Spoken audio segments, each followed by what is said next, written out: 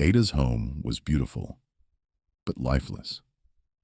A place filled with polished floors, soft lighting, and silence. Her husband, Chuka, spoke to her only when necessary. No kindness, no warmth, just cold routines. They ate dinner at the same table, but never shared a conversation. He looked at his phone. She looked at her food. Two strangers living under the same roof. She often asked herself, is this what marriage becomes? A partnership without passion? A life without love? One afternoon, caught in heavy rain, Ada rushed into a small bookstore she had never noticed before. It smelled of old pages and peace. Behind the counter stood Jide. He offered her a towel, a seat, and a warm cup of tea.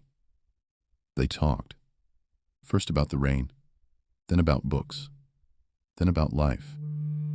He listened, really listened, and Ada felt something she hadn't felt in years. Noticed. She returned the following week, and the next. Soon the bookstore became her escape.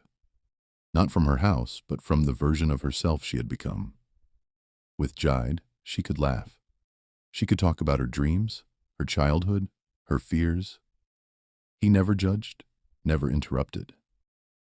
His presence was calm, steady, exactly what her soul had been begging for. At home, things only got worse. Chuka remained distant. One evening, Ida tried to tell him about her day. He sighed, checked his phone, and walked away mid-sentence.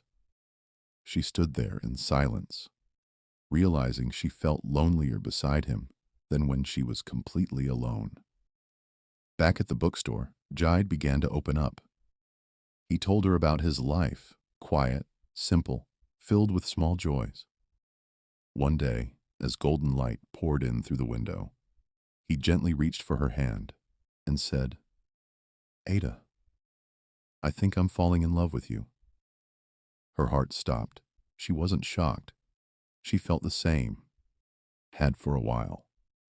But she had buried it, afraid of what it meant. Tears welled in her eyes, not from guilt, but from the sudden realization that someone truly loved her, without condition, without expectations. But just as her heart began to wake up again, life delivered another blow. Jide was sick, he told her quietly. No drama, no tears. Stage 4 cancer. Not much time left. Ada sat frozen. How cruel. To finally feel love, only to face losing it. She asked him, "Why didn't you tell me sooner?" He smiled and said, "Because I didn't want to be your pain. I wanted to be your peace."